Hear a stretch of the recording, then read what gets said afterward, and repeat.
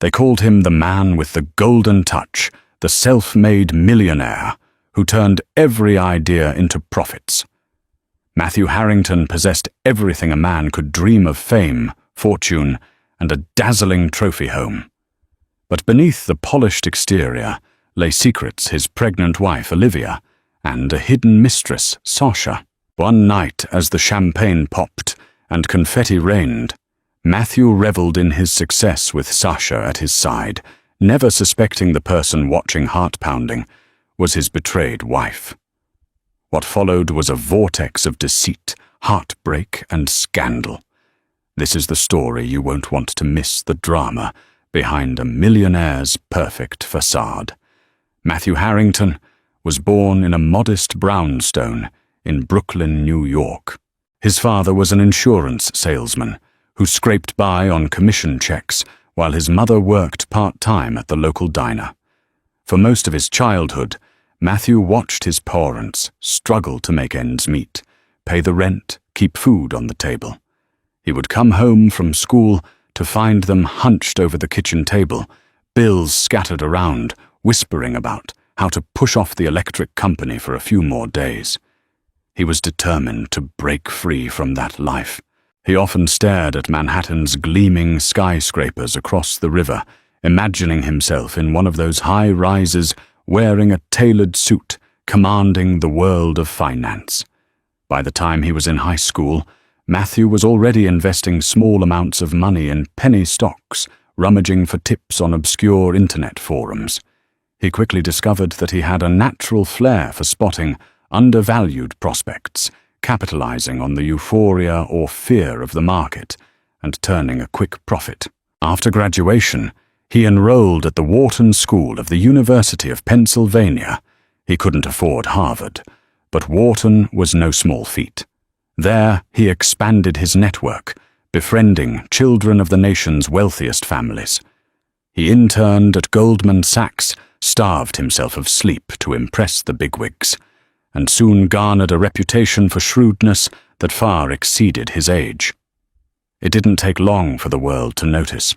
After completing his MBA, Matthew hopped from one hedge fund to another, leaving a blaze of profitable trades in his wake. At just 29, he started his own private equity firm, Harrington Ventures, which rapidly rose to prominence. With success came unimaginable wealth. He bought a penthouse in Manhattan's Upper East Side, rubbed elbows with celebrities, and wore designer suits that fit like second skin.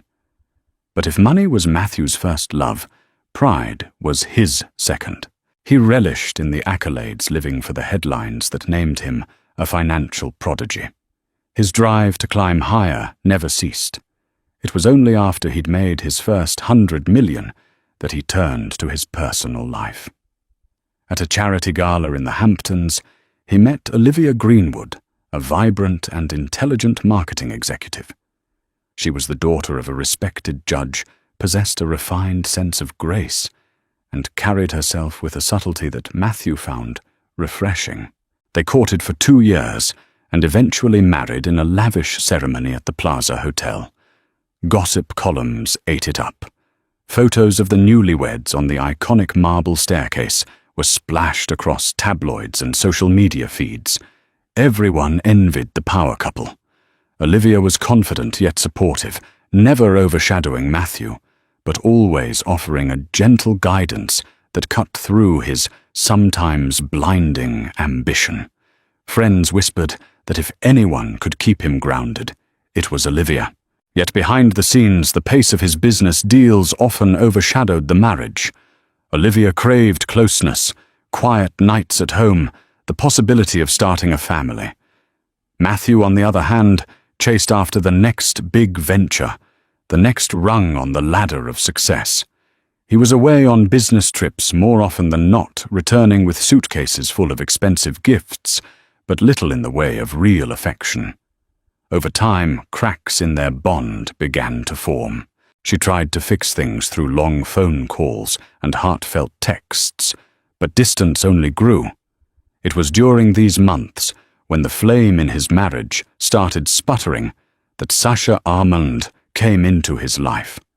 She was a young fashion designer, an influencer with 1 million followers on Instagram, who exuded a kind of seductive confidence that made men and women alike turn to look. They first met at a runway show in Paris. Matthew was there finalizing an investment in a burgeoning fashion house.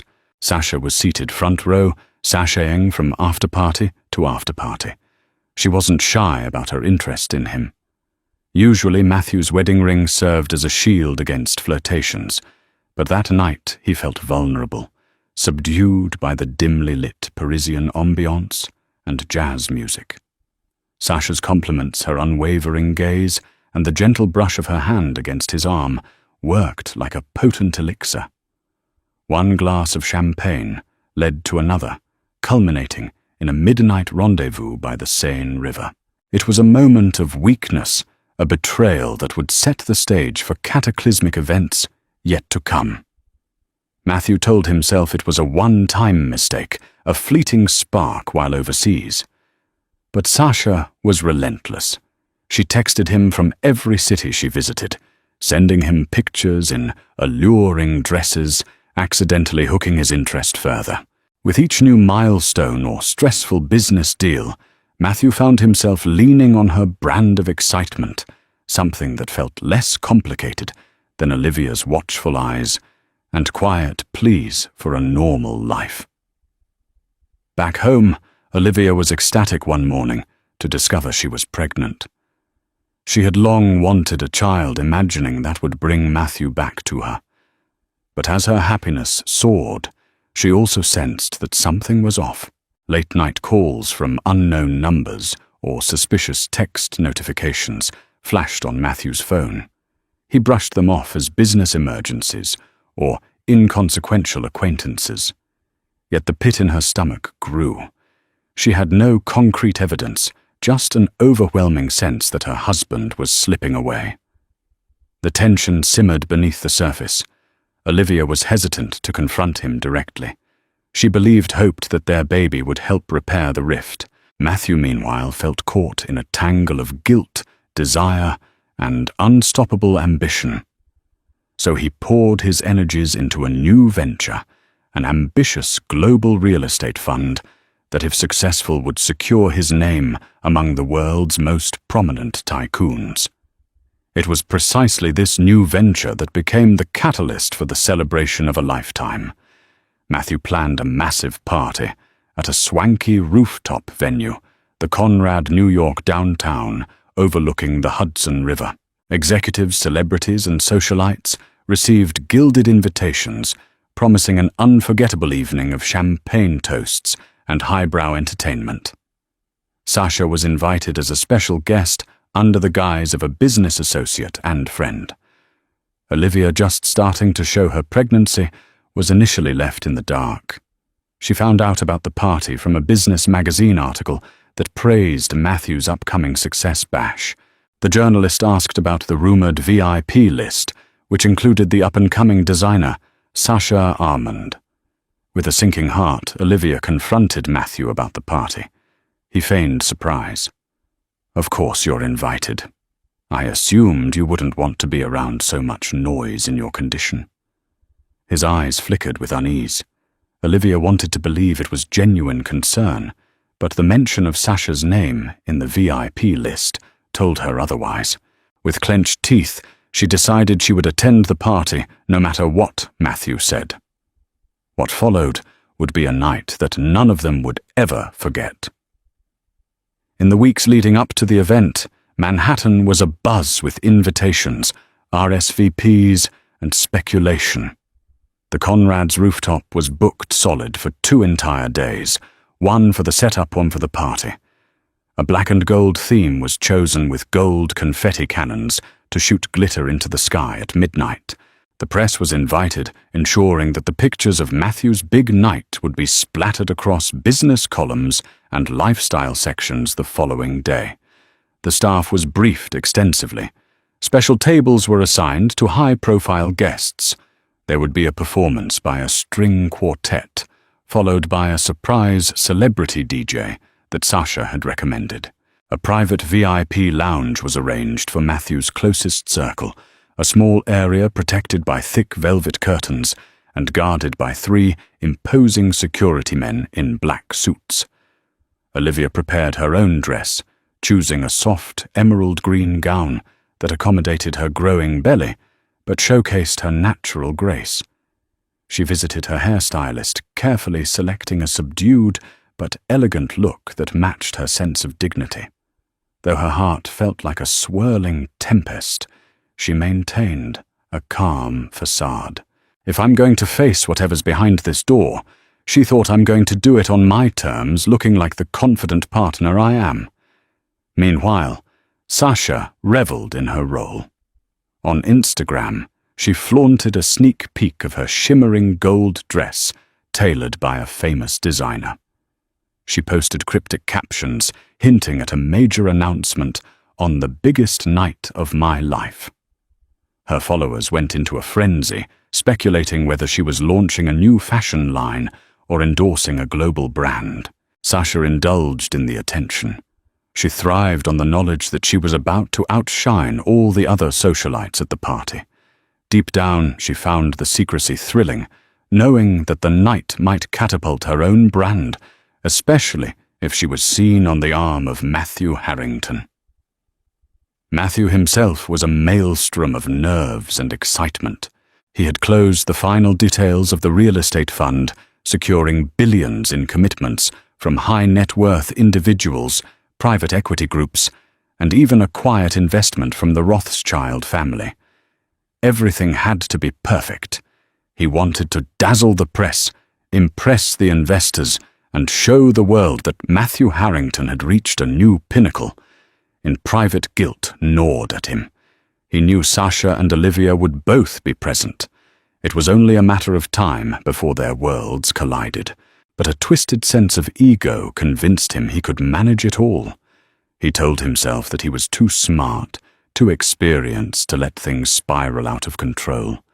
He had handled bigger crises at the negotiating table. Surely he could juggle the woman who gave him stability and the woman who gave him excitement. Or so he believed. The evening started innocently enough. Dignitaries, celebrities, and Manhattan's elite began trickling into the Conrad's foyer at sunset. Photographers lined the red carpet, calling out names and capturing glitzy arrivals. Olivia arrived earlier than Matthew. She smiled graciously, ignoring prying questions about her baby bump. The swirling cameras and microphone booms made her uneasy, but she maintained composure with a practiced grace. Inside, she found a quiet corner by a bar, sipping on sparkling water, waiting for the main event. An hour later, Matthew made his grand entrance. Escorted by 2 of his closest associates, James Krieger and Nelson Lee, he wore a midnight blue tuxedo and a confident smile. Cheers erupted from the crowd. He shook hands, posed for pictures, answered a few rapid-fire questions about his new fund.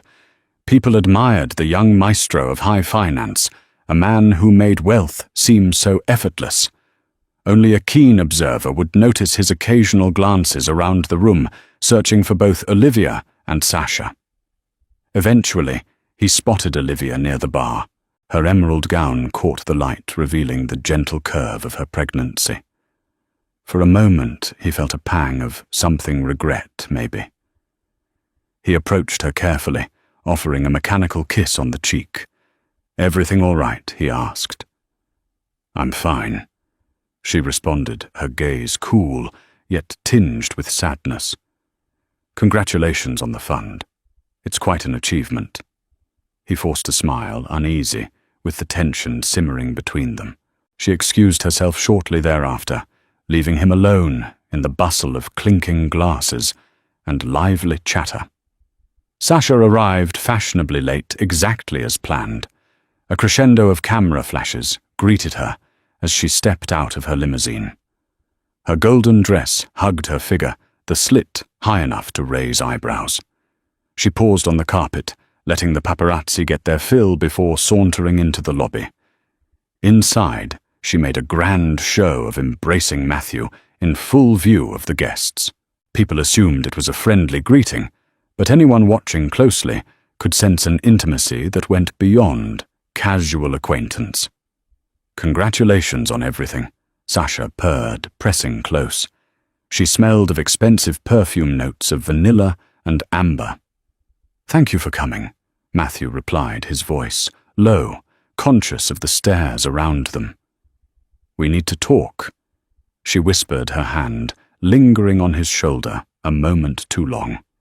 In private, he nodded later. Olivia watched this exchange from a distance, her heart pounding like a drum in her chest. She recognized the intensity of that touch, the hidden current behind their eyes. Any lingering doubt she might have harbored vanished. The truth stood before her, undeniable and excruciating. As the party reached its zenith with champagne flowing and the live band playing show tunes, Olivia slipped into the background. She walked along the perimeter of the rooftop, occasionally stopping at small clusters of guests, smiling politely, but mostly lost in her own thoughts. The cold night air clung to her skin, but she barely noticed. She needed a moment of clarity. The truth about Matthew and Sasha weighed on her like a leaden blanket. One of Olivia's old friends from college, Charlene DeWitt, approached, noting her preoccupation. "Liv, are you okay?" Charlene asked, her brow furrowed with concern. "I just need some fresh air," Olivia answered softly, forcing a half-smile. Charlene glanced over Olivia's shoulder, spotted Sasha laughing with a group of stylists, and quickly pieced together the scenario. Rumors had been swirling for months. Softly, Charlene touched Olivia's arm and whispered, "I'm here if you need me." "Thank you," Olivia replied, tears threatening to surface. She swallowed them back, determined not to break down in public. Meanwhile, Matthew escorted Sasha to the private VIP lounge. Thick curtains shielded them from prying eyes, but a handful of A-list investors and celebrities mingled inside. He introduced Sasha around, always emphasizing their professional collaboration in the fashion industry. She played the part, graciously shaking hands, making small talk about her upcoming line. Beneath the veneer, her fingertips grazed Matthew's arm in subtle acts of possession. Eventually they found a quieter corner next to an ornate floor lamp. Sasha glanced around, ensuring no one stood within earshot. "I missed you," she whispered, her eyes dark with longing. "Sasha, we can't do this here," Matthew responded, scanning the room. "Let's go somewhere else," then she insisted. Her voice carried a hint of defiance, as if daring him to deny her. "Just give me a few minutes to make my rounds. We'll meet on the balcony upstairs," he said, referencing a smaller, more secluded terrace. "Don't keep me waiting." She smiled, and with that she sauntered away, hips swaying in the golden dress. Unbeknownst to either of them, Olivia had quietly slipped into the lounge a few moments earlier, taking a seat behind a wide pillar. She overheard their exchange with growing dread and fury. Her worst fears were confirmed. Matthew and Sasha were romantically involved. She felt her stomach churn, worried about her unborn child. The ground felt unsteady, her life unraveling in plain sight. But a fire ignited in her eyes. She refused to let their betrayal go unchallenged. Steeling herself, Olivia decided to follow them and catch them red-handed, if that's what it took. She had to know the full extent of this affair. A short while later, Sasha stood on the small balcony that jutted out from the rooftop's north side. It was meant for staff breaks and emergency exits, not for lavish partying. The city lights sprawled in every direction, shimmering like 1,000 silent witnesses. The wind whipped around the building, tugging at Sasha's hair, sending a thrill through her at the prospect of what was about to happen. Matthew arrived, carefully closing the door behind him. He'd ducked away from a conversation with a prominent venture capitalist, feigning a phone call. As soon as he turned toward Sasha, she looped her arms around his neck and planted a kiss on his lips, bold, reckless, but oh so intoxicating. "Sasha, please," he warned, though. He barely pulled away. She sighed. "We never get a moment alone. Your wife." "Don't bring her up," Matthew cut in, a flicker of guilt and anger crossing his face. "She's pregnant. It's complicated." Sasha's eyes narrowed. "And what about me? Am I just someone you keep on the sidelines?" "It's not that simple. Make it simple," she demanded, her voice tinged with frustration. "Tell me this isn't just a fling. Tell me you have actual plans for us." Matthew exhaled sharply. He thought about his unborn child, about the scandal that would erupt if this affair went public, about the love he once felt for Olivia. But the magnetic pull of Sasha made him weak. Before he could respond, a faint click of the door handle startled them. They turned to see Olivia standing there, the golden glow of the hallway lights silhouetting her figure. Her gaze was fixed on them, full of heartbreak and fury. Sasha stepped back, letting her arms fall away from Matthew. Time seemed to slow. The hum of the city below suddenly became deafening. For a moment, no one spoke. A silent trifecta of heartbreak, betrayal, and guilt hung in the cold night air. Then, Olivia finally broke the stillness. "So this is what you've been hiding," she said, her voice trembling, yet laced with steely resolve. "I suspected. But seeing it, it's different." Matthew struggled for words. "Olivia, this isn't what it looks like. It was a pathetic lie, and even he knew it." Sasha bristled at his words, not liking how he tried to downplay the moment. She lifted her chin defiantly, as if to say, "Yes, it is exactly what it looks like." Olivia ignored Sasha's expression and locked eyes with Matthew. "You have the nerve to celebrate your success while making a mockery of our marriage, and with me carrying your child." In that moment, Sasha stepped forward, her voice carefully measured. "Olivia, I'm sorry you had to find out this way. But Matthew and I don't speak to me." Olivia snapped, eyes blazing. She turned to Matthew, her voice dropping to a near whisper. "You know what this is going to do to us? To our family." Matthew's face went pale. He reached out to her, but she recoiled. The swirl of guilt, shock, and shame contorted his expression. "I never meant," he began, but words failed him. Olivia closed her eyes, steadied herself. "Matthew, I'm leaving this party. You can do as you please, but I won't stand here and watch you flaunt this affair in front of the whole city. I deserve better. Our child deserves better." Tears shimmering in her eyes, Olivia turned and left, letting the heavy door slam behind her. Sasha and Matthew stood in stunned silence. Outside, the city roared on, indifferent to the heartbreak unraveling above.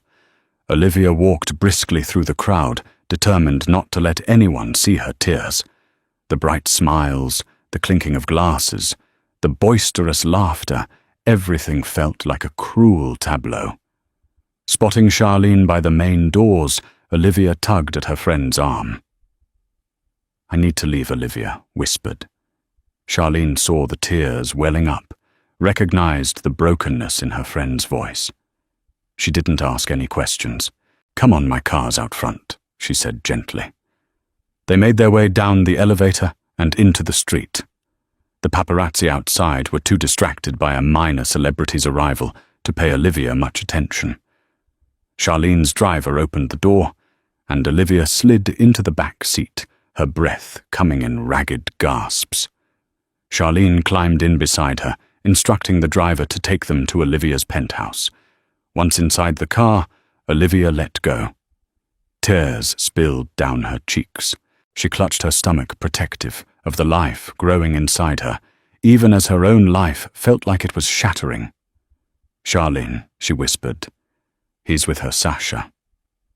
I saw them. Charlene reached out, holding Olivia's trembling hand. I had my suspicions, she admitted, her tone laced with sympathy. But I prayed it wasn't true.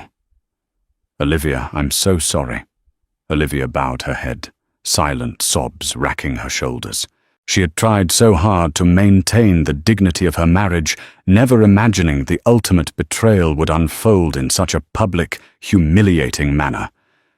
Now she felt an avalanche of despair, crashing down, swirling with rage and heartbreak. Back at the rooftop, Matthew stood rooted in place for an agonizing minute, while Sasha stared at him in disbelief. "We'll go after her," she said, half taunting, half fearing the repercussions. Matthew shook his head, burying his face in his hands for a moment. He wanted to chase after Olivia to explain or apologize. Yet he also felt the pull of Sasha's presence, twisted logic, telling him it was too late to salvage the moment. Instead, he re-entered the lounge, picking up a half-finished glass of champagne that someone had left behind, downing it in one gulp. A wave of shame washed over him as he realized the magnitude of what had just happened. News of Olivia's abrupt departure quickly filtered through the party, though most guests weren't sure why. Some speculated she felt ill from the pregnancy. Others wondered if a sudden business call required her. But a few sharp-eyed onlookers, including a couple of gossip bloggers, sensed something more salacious afoot. Sasha, brimming with arrogance, and emboldened by the confrontation's outcome, made no attempt to hide her closeness to Matthew for the rest of the night. She clung to his side, the photographer's cameras, capturing every moment. Meanwhile, journalists from outlets like Business Insider and Vanity Fair smelled a story. Even if they didn't know the specifics, they saw enough to suspect drama. The tension, the hush among certain circles, the distressed look on Matthew's face. The night that was supposed to celebrate his greatest professional triumph now stood on the brink of scandal. By early morning, a storm of speculation hit social media. Photos leaked of Sasha, leaning in close to Matthew, the half-hug, half-kiss images. Shots of Olivia looking distraught as she hurried off the premises. Twitter threads and Instagram stories buzzed with rumors that the golden couple, Matthew and Olivia Harrington, were on the rocks, possibly due to a third party. Sasha's name trended briefly, adding to her influencer fame, though many criticized her as a home-wrecker. In the penthouse, Olivia lay curled up in bed, tears long since dried. Exhaustion weighed heavily on her, but sleep had been elusive. She spent the night replaying the balcony scene, that final look in Matthew's eyes, the hush of the city winds. Every time she drifted off, nightmares jarred her awake visions of her child, asking why Daddy was never around, or the baby turning into a hollow-eyed figure that vanished whenever Matthew appeared. Charlene had stayed by her side, refusing to leave, until Olivia showed any semblance of stability. She made tea, fetched a warm blanket, even tried calling Matthew's phone to berate him, but it went straight to voicemail. "You need to see a doctor today," Liv Charlene insisted, her concern mounting for Olivia's physical health amidst the emotional trauma. By mid-morning, Olivia agreed. She showered dressed in loose clothing and took a car to see her obstetrician. She wanted to ensure her baby remained unharmed by the night's severe stress. In the waiting room, she glanced at the glossy magazines featuring Matthew on the covers, praising his business acumen. Her stomach churned at the sight. She turned them face down, unable to bear the irony. When her name was called, Olivia mustered a thin smile for the nurse. An ultrasound confirmed that the baby's heartbeat was strong. The doctor advised rest, no strenuous activities, and encouraged mental well-being. "Stress can take a toll," the doctor warned gently. "Lean on those who can support you." "Yes, thank you, Olivia," whispered, tears stinging her eyes. At least the baby was fine. That was the one good piece of news. Elsewhere in the city, Matthew woke up in a suite at the Four Seasons, having spent the night in solitude after leaving Sasha's side. He'd needed space, or so he claimed, though Sasha had tried to accompany him. 1,000 missed calls and text messages, cluttered his phone, some from business associates, others from reporters fishing for a statement, and a few from his own mother, Harriet Harrington, who had seen the headlines and demanded an explanation. He sat by the window half-dressed, reading the morning's articles. The tabloids were in a feeding frenzy, presenting half-truths and speculation. One blog claimed the Harrington marriage had been crumbling for months. Another alleged Sasha was pregnant too, an outright fabrication as far as Matthew knew. The scandal overshadowed his triumphant business deal, tarnishing what should have been the highlight of his career. Guilt and panic churned in his gut. He had gambled his marriage, his dignity, and possibly his future relationship with his child. What if Olivia left him for good? What if the investors lost confidence in his leadership, due to the moral failings laid bare in the cutthroat world of high finance? Personal scandals often spelled doom. Against this backdrop of chaos, Sasha called. He debated ignoring her, but he knew she'd be relentless. "Matthew, are you okay?" she asked, her voice laced with concern and a hint of exasperation. "No, I'm not," he responded bluntly, pinching the bridge of his nose. "Everything is spiraling," she sighed. "Look, we'll weather this. The media loves drama, but in a week they'll move on to something else." "What about Olivia?" Sasha hesitated. "Well, you'll handle that part, however you see fit. But you and I, we have something special. I'm not letting go." Matthew grimaced. He wanted to argue, but the truth was he couldn't even define what he had with Sasha. He was a coward, floating between two worlds, unable to choose. "I need time," he finally said. "I need to talk to my wife." Later that day, Matthew mustered the courage to return to his penthouse, half expecting Olivia to have changed the locks. He stopped briefly in the lobby, ignoring the curious stares from residents and staff who had likely seen the news. Upon reaching his private floor, he used his key to enter. The place was eerily quiet. He found Olivia in the sunlit living room, perched on a sofa, a single suitcase by her side. Her face was pale but resolute. "Are you leaving?" he asked, his voice hollow. "I don't know," she replied, arms folded protectively over her midsection. "I packed this in case I decided I couldn't stay here tonight." Charlene offered me a room. Matthew walked over and sank into an armchair across from her. He tried to form words of apology, but nothing felt sufficient. Finally he breathed, "I'm sorry. I messed up." Olivia's eyes flashed. "Messed up is an understatement. You humiliated me, Matthew. You paraded around with her while I was carrying your child. I never wanted to hurt you," he pleaded, voice cracking under the weight of remorse. Olivia inhaled deeply, tears threatening to spill. "What do you want from me now? You want me to stand by your side, smiling for the cameras while you continue this affair?" "No," Matthew said, his eyes brimming. I want to make this right. I want my family." Olivia shook her head, a bitter laugh escaping her lips. "You should have thought of that before." Silence swallowed the space between them. The clock on the wall ticked ominously. "You realize trust is broken, right?" Olivia said. "I can't just forget what I saw." "I know," he admitted. "I'll do whatever it takes. I'll cut off contact with Sasha." Olivia's gaze hardened. "Will you?" For a moment, Matthew hesitated, haunted by the memory of Sasha's allure. But then he saw Olivia's trembling shoulders, the tears glistening in her eyes, and felt an overwhelming sense of shame. "Yes," he said, though he sounded uncertain even to himself. Olivia pursed her lips, nodding slowly. "We'll need counseling. And I won't just pretend things are fine. This is going to be a long road, Matthew, and I'm not sure I can promise forgiveness. But for now, I'll stay. Because I want our child to have a chance at a normal life. But if you betray me again, You won't have to say it, Matthew interrupted. I understand. Olivia stood up, picking up her suitcase. Without another word, she moved down the hallway to the master bedroom.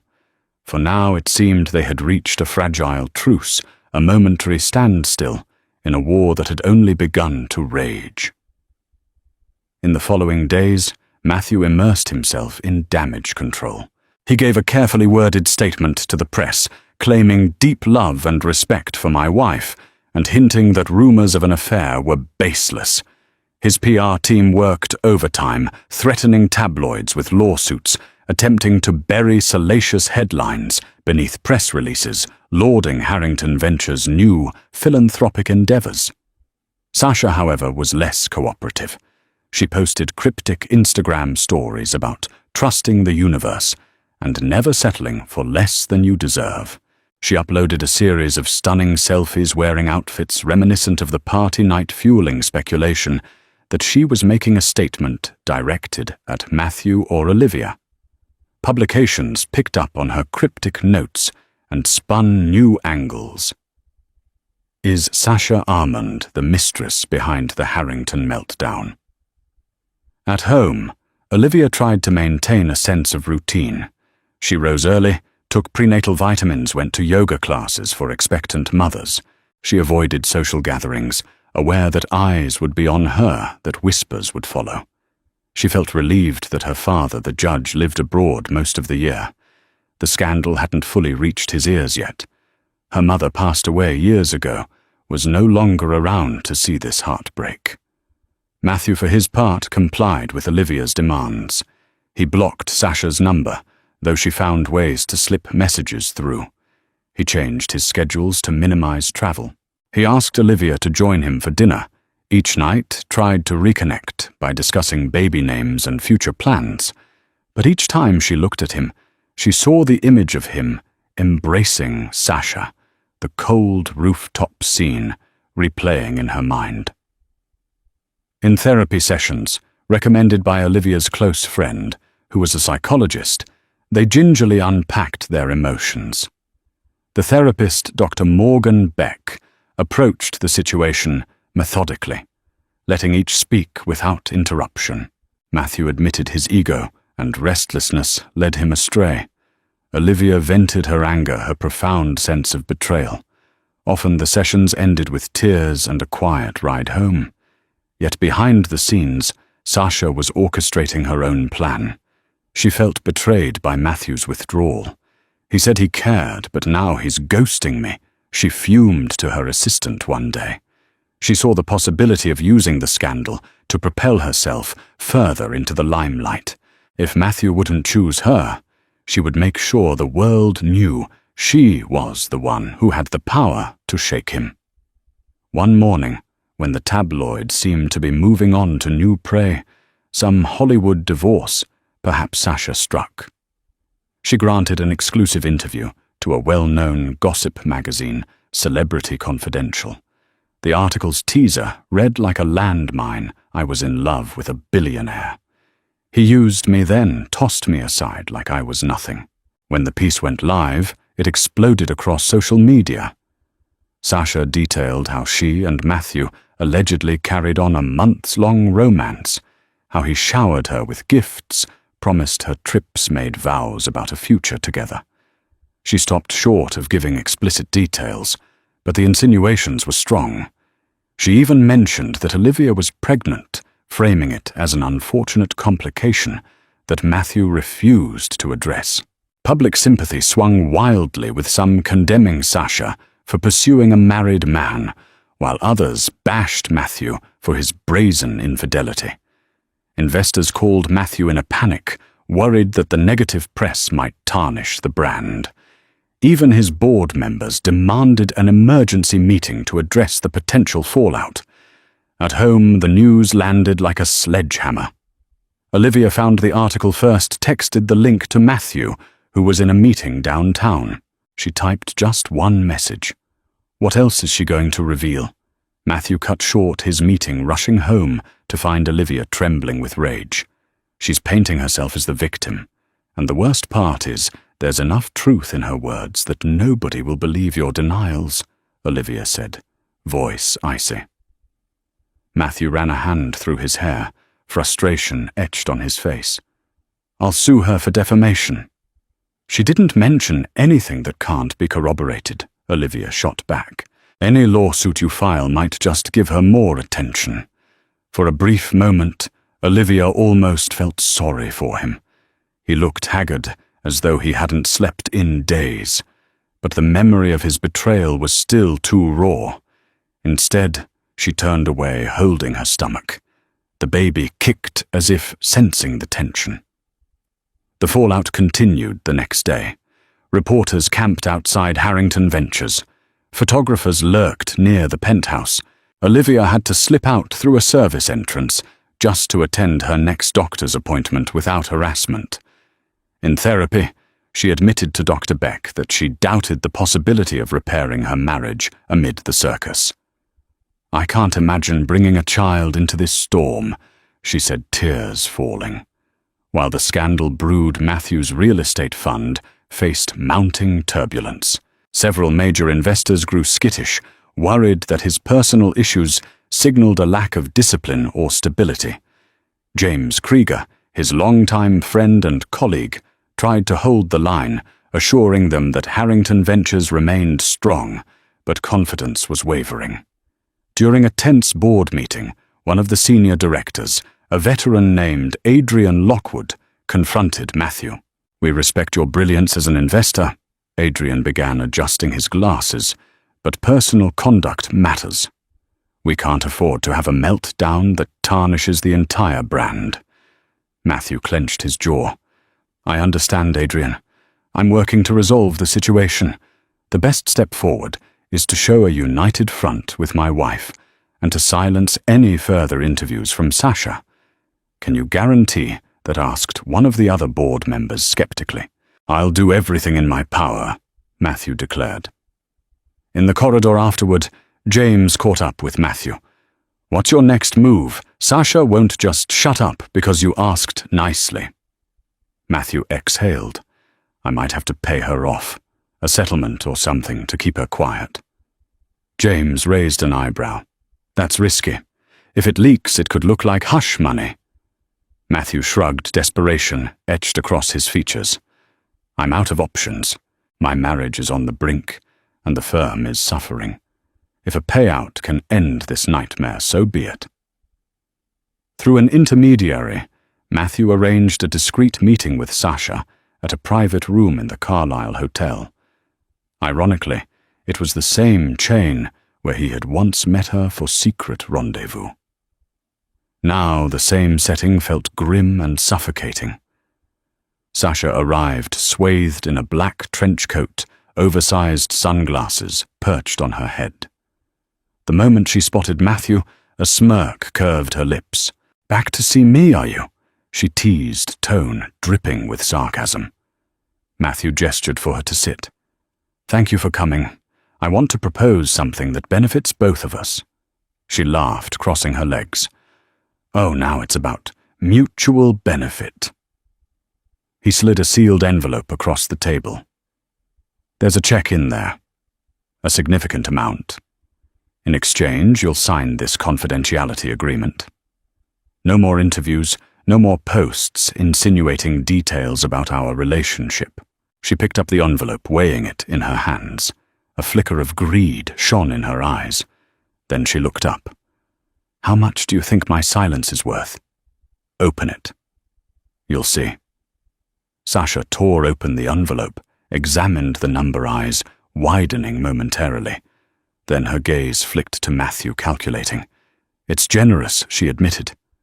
"But is it enough?" Matthew stiffened, anger surfacing.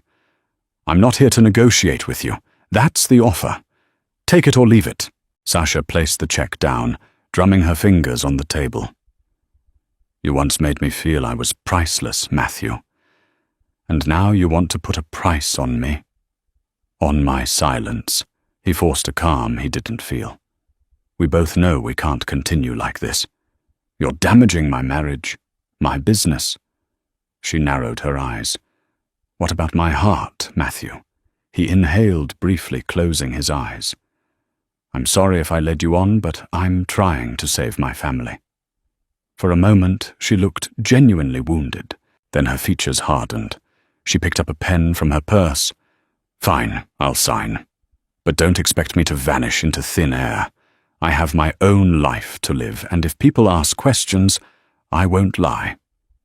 She scribbled her signature on the NDA, placed the check inside her coat pocket, and stood. Leaning forward, she whispered, "I hope you realize that one day your guilt is going to eat you alive." Then she turned and strode out, leaving behind the faintest trace of her perfume. Matthew exhaled relief, colliding with shame. He had effectively bought Sasha's silence, but at what cost to his own integrity? After the hush agreement was in place, the tabloid storm began to dissipate. Sasha refused further interviews, and her cryptic posts became more benign photos of beach vacations, new fashion designs, quotes about empowerment. The paparazzi found new targets. Harrington Ventures stabilized as key investors decided to ride out the scandal. In the weeks that followed, Matthew tried to mend things at home. He accompanied Olivia to her prenatal checkups. He rubbed her feet after long days. He even cooked dinner, albeit poorly on random nights, proclaiming it his new hobby. Olivia appreciated the efforts, but the emotional distance still felt vast. One evening, lying in bed, Matthew brought up the future. "Should we consider names for the baby?" Olivia turned to face him, arms folded over her growing belly. "I've thought about a few," she admitted, "but I'm not ready to finalize anything. We don't know if it's a boy or a girl yet." Matthew reached over, gently resting a hand on her stomach, feeling the baby kick. "I'm sorry, Olivia. Every day I wake up knowing how badly I messed up." She nodded, lips quivering. "I'm trying too. But it's like I see Sasha's face every time I look at you. It'll take time." He nodded, accepting the truth in her words. They lay there in the dimly lit room, the only sound the soft hum of the city outside. He wondered if they'd ever truly heal, or if this was just a lull before the storm would rage again. As her pregnancy progressed, Olivia's health required more rest. One night she experienced sharp pains and was rushed to the hospital. Terrified, Matthew dropped everything to be by her side, trembling as he waited in the corridor. Thankfully, the doctors were able to stabilize her. "Excessive stress," the obstetrician warned. "You need to keep her calm." Matthew realized with renewed urgency that any further upheaval could jeopardize both Olivia and the baby. He promised himself he would never contact Sasha again, no matter how strong the temptation or how lonely he felt. And for a while, it seemed to work. Olivia, relieved by Matthew's devotion, started to open up small incremental steps toward trusting him again. Then one fateful afternoon, an email arrived in Olivia's inbox. There was no subject line, just an attachment labeled Matthew's secret. Heart pounding, she opened it.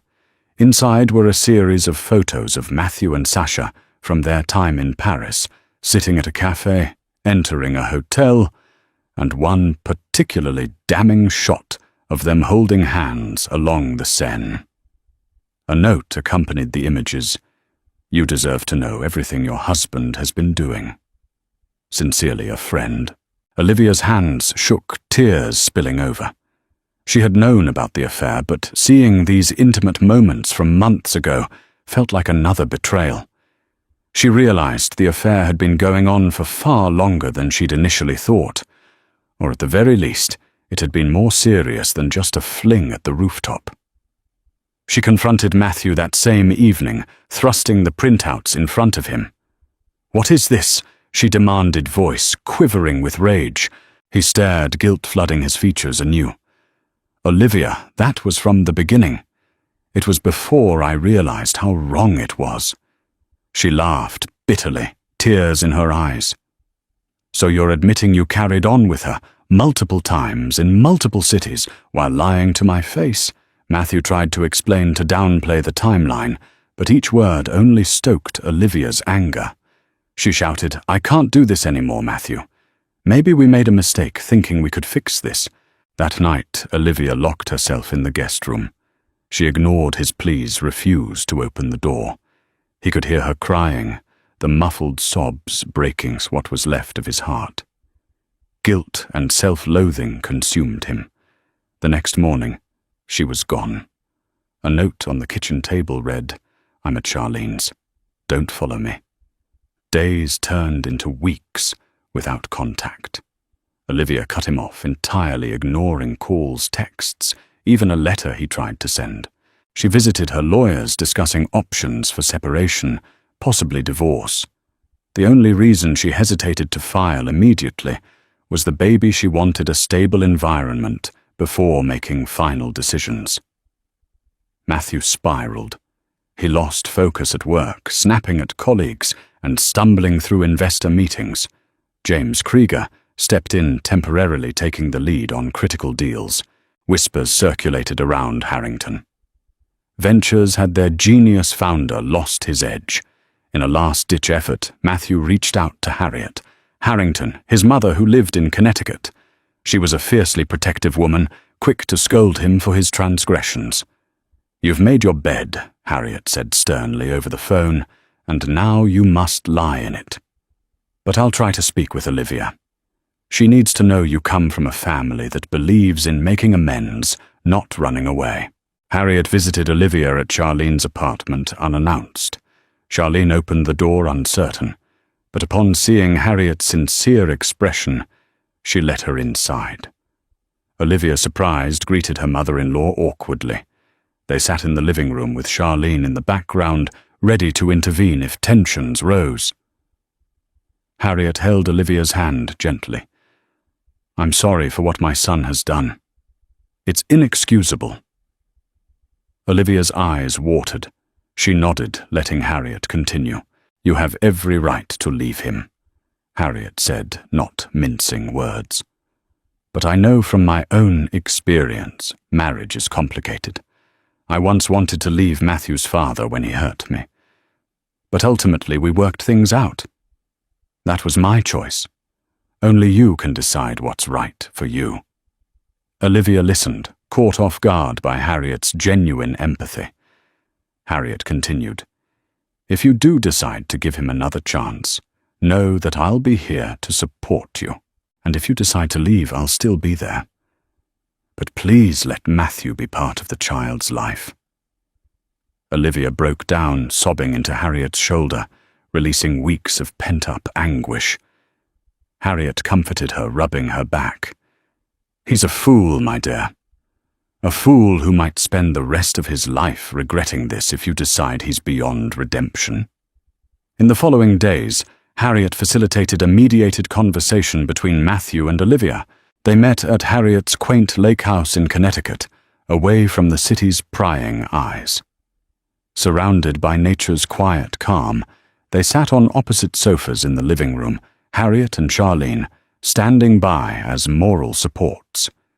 Matthew confessed again, detailing his affair timeline, owning his lies, promising that he was done with Sasha. Olivia asked him point-blank if he still had feelings for Sasha. He hesitated, but then said, "What I had with her was excitement, a thrill, but it was hollow compared to what we have." Olivia stared at him, tears gathering at the corners of her eyes. "And if you felt that excitement again, you wouldn't go looking for it." Somewhere else, Matthew met her gaze. "I'll never put you and our child through this again."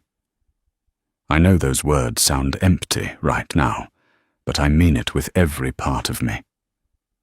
Finally, Olivia took a shaky breath. "We can't just snap back to normal.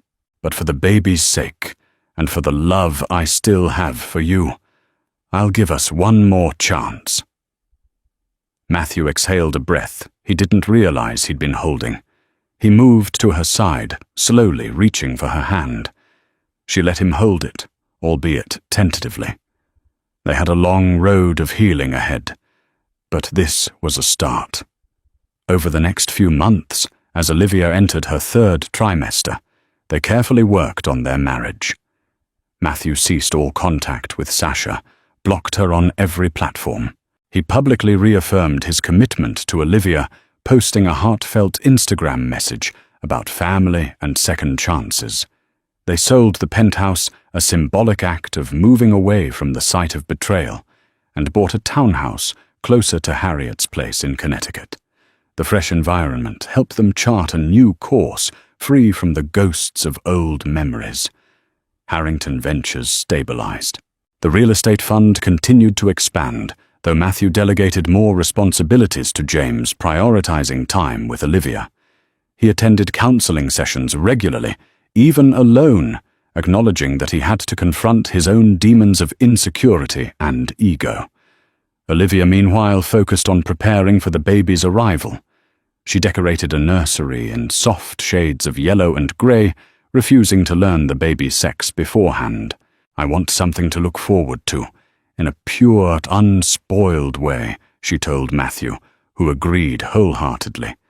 Though they had their share of conflicts, Olivia's triggers remained sensitive.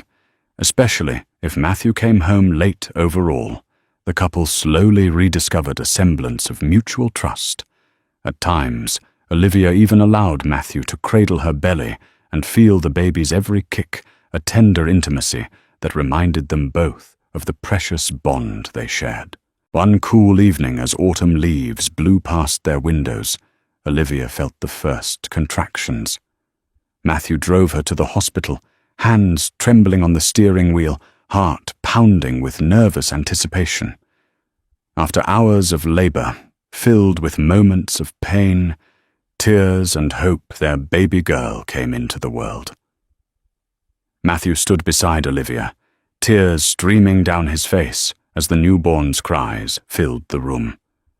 The doctor placed the tiny infant in Olivia's arms.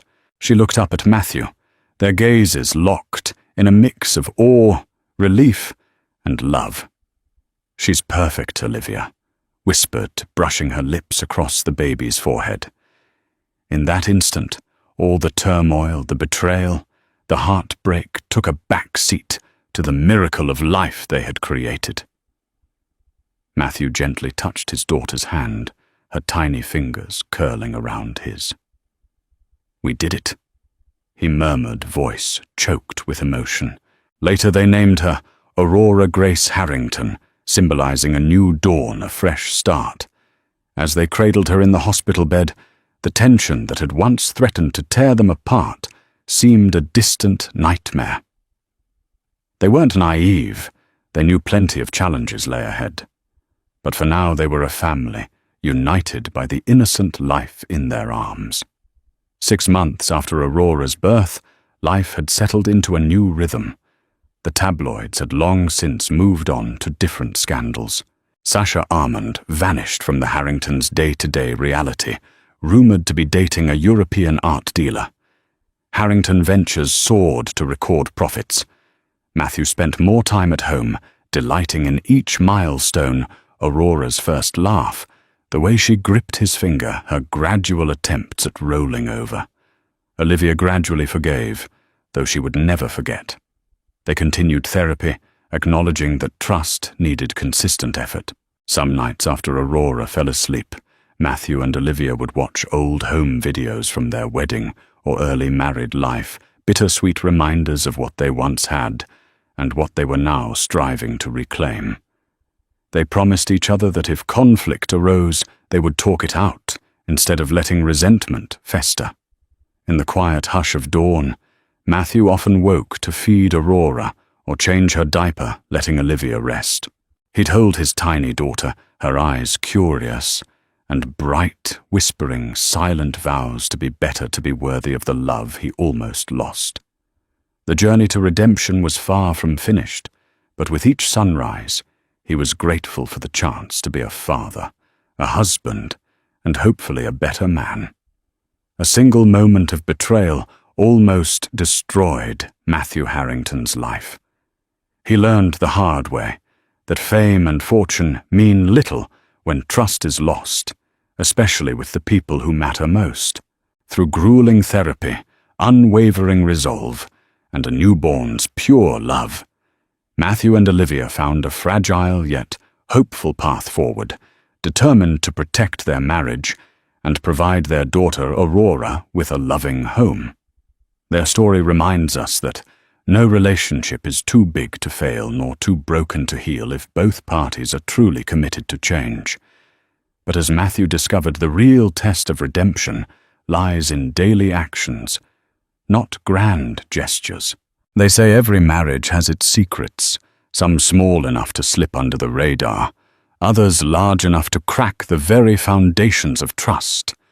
But what if the secret is discovered in the most unforgiving spotlight of all, a crowded upscale restaurant? And what if, at the exact moment, a wife learns about her husband's betrayal? She's carrying his child, unsure whether to expose him, protect him, or destroy everything in one impulsive move. This story follows the meteoric rise and catastrophic fall of Derek Harrington, a man who had it all until one dinner turned his world into a firestorm of scandal and investigation. Derek Harrington had always exuded a confidence that verged on arrogance.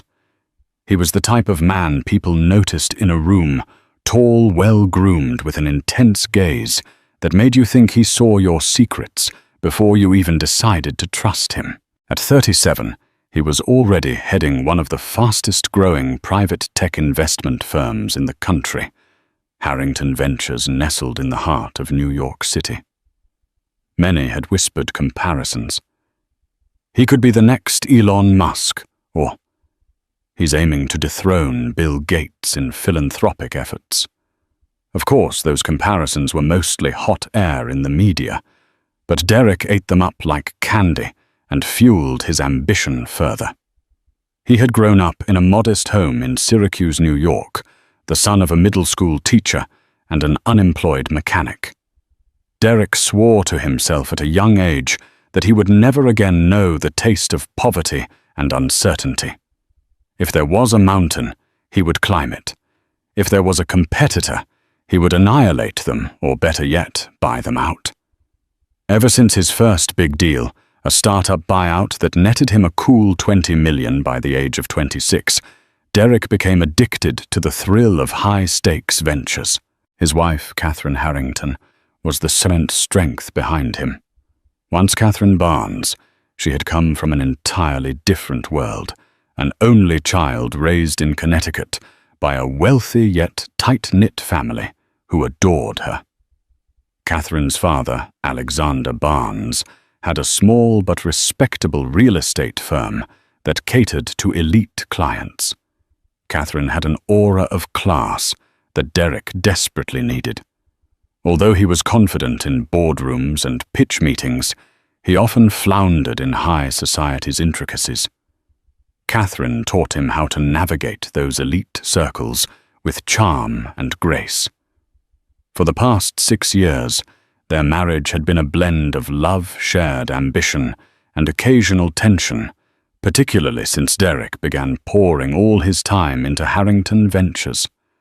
Catherine had repeatedly asked for a child, a family. Derek always said, soon pushing it down his list of priorities. But finally, to Catherine's breathless joy, she became pregnant. Derek, for his part, seemed excited, though many nights he would return home after midnight, exhausted, complaining about client dinners or late-night strategy sessions. Still, Catherine believed in him. She believed in his vision, in his ability to provide not just for her, but for their soon-to-arrive child. Even if love had cooled into routine, she trusted Derek would protect their family. She had no idea her entire life would be thrown upside down by one small choice, deciding to meet an old friend for dinner in the heart of Manhattan. Catherine had not planned to be at the upscale restaurant Aux Merveilles that particular night. She was 8 months pregnant and feeling more fatigued than usual. But her college friend, Melanie Carter, was passing through New York for the first time in years and insisted on seeing her. To Catherine, it felt like an unexpected gift, an escape from waiting at home alone for Derek to walk through the door at some unknown hour. Melanie had chosen Aux Merveilles because she'd read about it in a luxury travel magazine. The interior glimmered with crystal chandeliers, and each table was separated by translucent screens that glowed with soft amber light. The gentle hum of hushed conversations filled the air, occasionally interrupted by the clink of expensive dinnerware. Catherine arrived early, leaning on the hostess stand for a moment to steady herself. A sympathetic staff member immediately guided her to a plush velvet seat and offered a glass of water. She felt a bit out of place in her maternity dress, noting the swirl of elegant women in cocktail dresses and men in tailored suits. But she brushed off the discomfort. She was here to see her friend, not to impress the Manhattan elite. While waiting for Melanie, Catherine decided to freshen up in the restroom. On her way back, something caught her attention through the filmy screen of a private dining area. At first, she had no idea why her gaze lingered there. She could see a man's silhouette, tall and commanding, and across from him sat a slim figure with flowing dark hair. Catherine's heart twitched. The tilt of the man's head, the way he gestured with his hand, that was Derek's mannerism. But it couldn't be. Derek had told her he was in an urgent meeting on the other side of town. Her heart pounding. Catherine took careful steps toward the screen, making sure to stay hidden behind the plush drapery that separated the main dining area from the private alcoves. A waiter passed by, but she quickly turned away, pretending to examine a painting on the wall until he was gone. Then she returned her gaze to the table. Yes. It was Derek. He was dressed in a charcoal suit, the kind he wore for special private events. And he wasn't dining with a business associate. His companion was a woman with an air of cold, dazzling beauty. Catherine didn't recognize her immediately. Maybe she was a client. But then she noticed the way the woman's hand stretched across the table to rest on Derek's fingers, a gesture far too intimate for a business meeting. Catherine's stomach churned. She felt dizzy. She almost rushed forward to confront him, but some primal sense of caution rooted her to the spot. She wasn't prepared for a scene. She didn't know if she was strong enough to face the answers to the burning questions swirling in her mind. So she watched. Derek leaned in, and the woman did the same, her glossy black hair falling forward to frame her face. Catherine could make out the name Sabrina Chen from the conversation. They chuckled softly, and Derek brushed a strand of the woman's hair back behind her ear. Catherine's hands shook, tears threatening to flood her eyes. She pressed herself against the wall. She needed to get out of there, needed to breathe. She turned and hurried away, nearly running into a startled Melanie who was just arriving. Melanie took one look at Catherine's pale face, then glanced curiously at the private alcove. "Are you okay?" she asked, hands gripping Catherine's arms gently. "My goodness, you look like you've seen a ghost." In a strangled voice, Catherine replied, "I'm not feeling well, Mel. Can we go somewhere else?" Melanie, always sensitive, nodded without question. She guided Catherine outside, hailed a taxi, and insisted they go back to Catherine's penthouse so she could rest. Catherine murmured something about not wanting to be alone, about needing to talk. Once in the taxi, she told Melanie everything, that Derek was there with another woman, clearly more than a business associate. Her friend listened, anger flaming in her eyes. "You need to confront him," Melanie said. "He can't get away with this, especially now when you're about to have his child." But Catherine felt paralyzed. Her mind spun with a million scenarios, none of them good. She wanted the safety of denial, to pretend she didn't witness the betrayal. but she also wanted the raw truth. By the time they reached her penthouse, she had made a decision she would wait for Derek to come home. He would have to look her in the eye and explain. Night stretched on with excruciating slowness. Melanie offered to stay, but Catherine insisted she'd manage. She needed to confront her husband alone. So Melanie left with repeated promises that Catherine call her for any reason, day or night. The apartment felt cavernous once Catherine was alone. Her baby kicked inside her as if sensing her mother's distress. Sometime near midnight, Catherine dozed off on the living room couch, still in her maternity dress and heels, phone clutched in her trembling hand. She awoke to the click of the front door. Derek stepped in laptop bag over his shoulder tie, slightly loosened. He paused when he saw her lying on the couch in the dim light. "You're still awake?" he asked, crossing the room to place a kiss on her forehead. His breath smelled faintly of wine. Catherine recoiled, the sting of his betrayal fresh in her mind. She struggled to compose herself, but emotion burst forth. "Where were you?" Derek froze, obviously caught off guard by her accusatory tone. "I told you I had a meeting." "Don't lie," Catherine shouted. "I saw you, Derek. I saw you at Aux Merveilles with some woman named Sabrina Chen. You were touching her hair." She choked on the words, tears forming again. Derek's face went pale, then hardened with defiance. "You were spying on me." "Catherine, what were you doing there? Having dinner with a friend," she shot back. "But that's not the point. Don't try to twist this around. Just tell me the truth." He ran a hand through his hair, pacing. "She's just a client. Nothing more. The hair thing, it was just a friendly gesture. You know how these international investors can be. They appreciate closeness, personal connections. She's considering a large investment in Harrington Ventures." Catherine stared at him, heart twisting with disbelief. "I'm not a child, Derek. I know what I saw. That was no casual client dinner." He let out a breath, lips pressed together. "Okay. We're close. But it's complicated. Sabrina has connections with major stakeholders in Asia. She expects a certain rapport. If I don't keep her happy, we could lose a multi-million-dollar deal. So you're sleeping with her to make her invest." Catherine's voice trembled with fury and despair. "It's not that simple," Derek said, but he didn't deny it. "This is business, Catherine. And it's not... it's not what you think. Yes, she's flirtatious. Maybe I crossed a line, but it's for the company, for our future." Catherine stood, a surge of anger giving her strength, even in her pregnant state. "Our future, our child's future. This is how you plan to secure it, by betraying me." Derek's eyes flickered with guilt. But then he hardened again.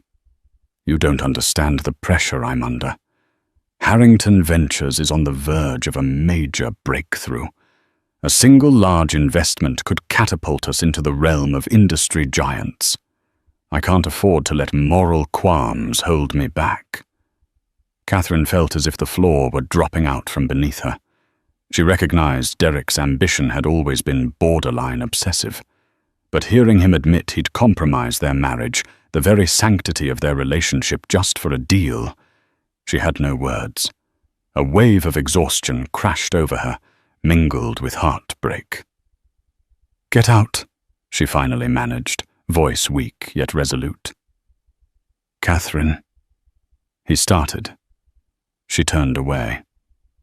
"Sleep in the guest room. I can't even look at you right now." He opened his mouth to argue, then thought better of it.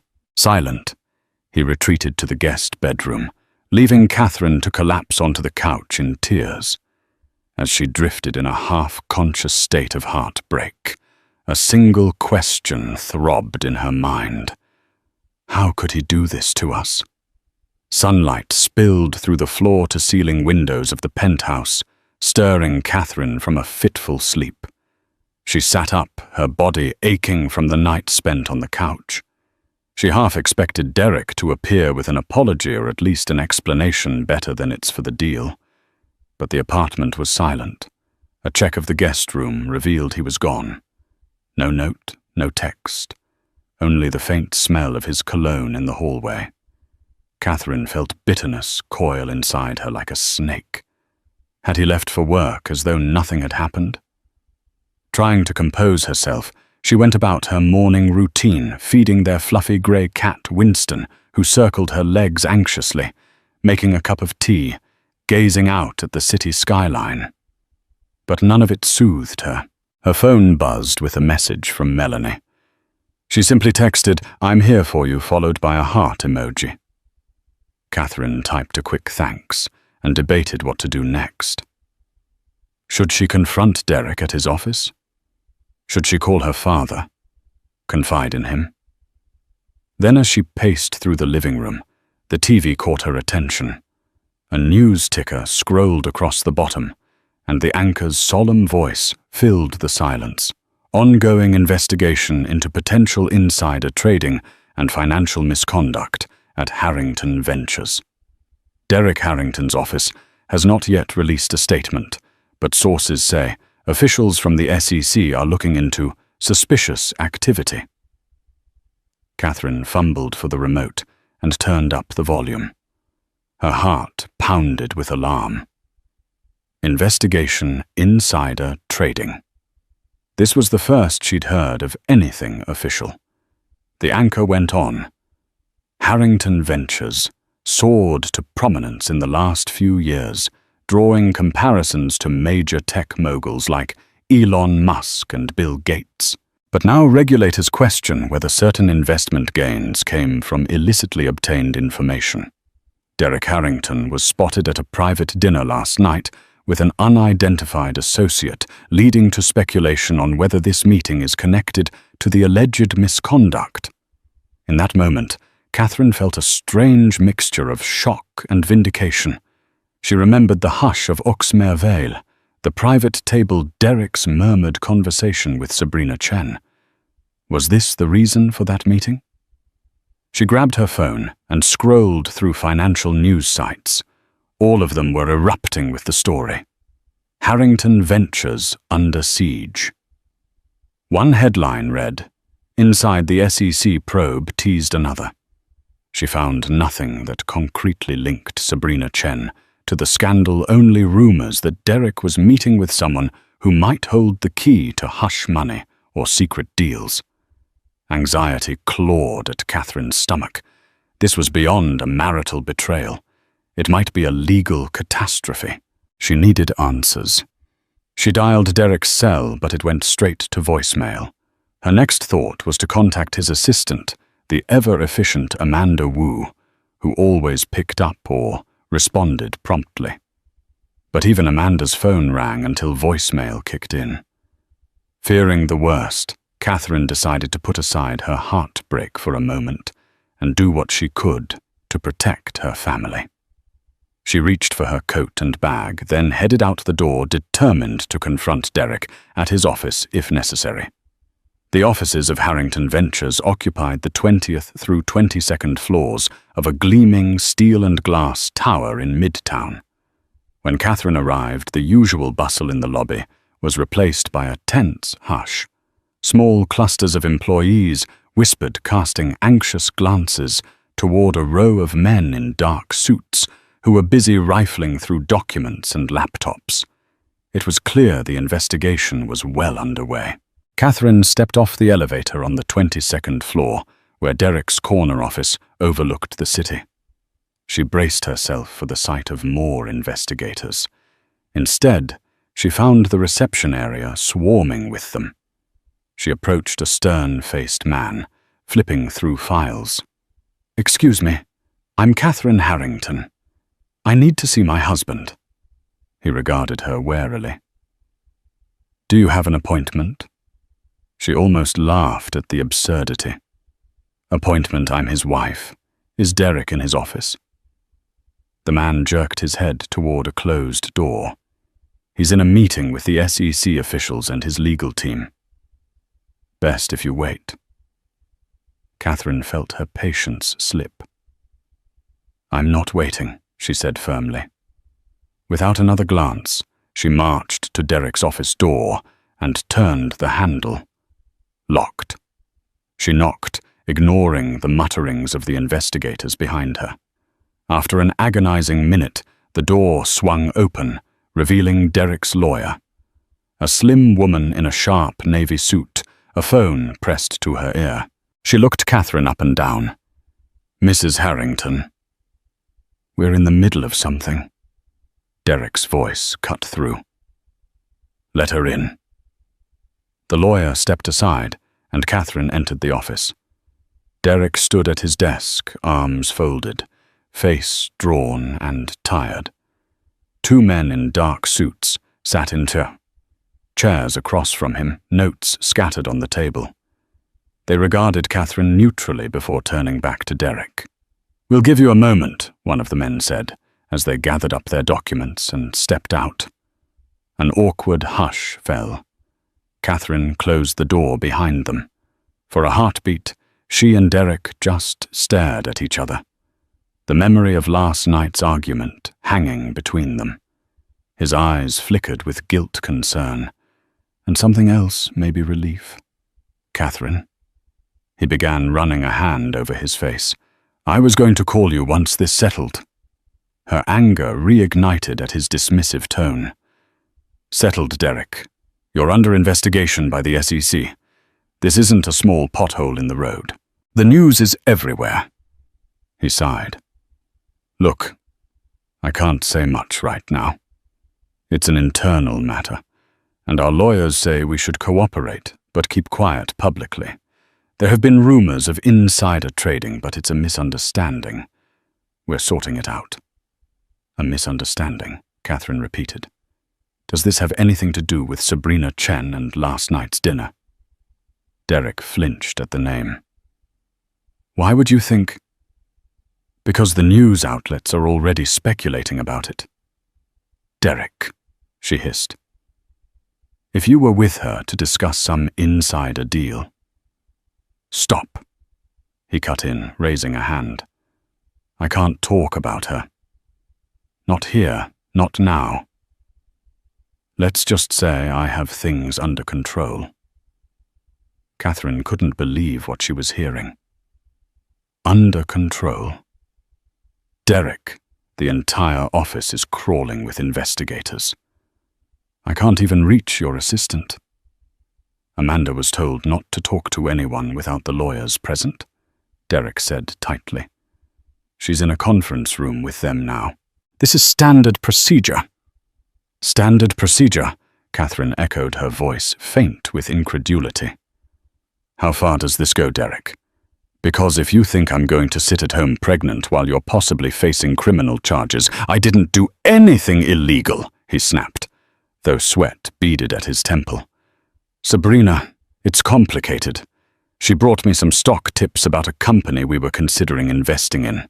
She claimed she had reliable leads. You used them.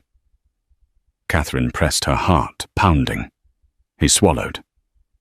Not exactly. I just moved some assets around. I didn't know it would be considered insider information. She told me it was her own research, that it was legit. I never expected the SEC to come knocking. Catherine's mind reeled. So he had used Sabrina's tips, likely crossing a line into illegal territory. She stared at him, struggling to reconcile the charismatic man she fell in love with, the father of her unborn child, with this desperate figure in front of her. Finally, she said, What do you want from me? Derek. He looked pained. I need you to trust me. I'm meeting with Sabrina this afternoon to clarify things. She owes me an explanation. If she fed me illegal tips, it's on her. My lawyers can argue that I was deceived. Catherine's breath caught. "You're meeting her again. After last night." "It's business," he insisted.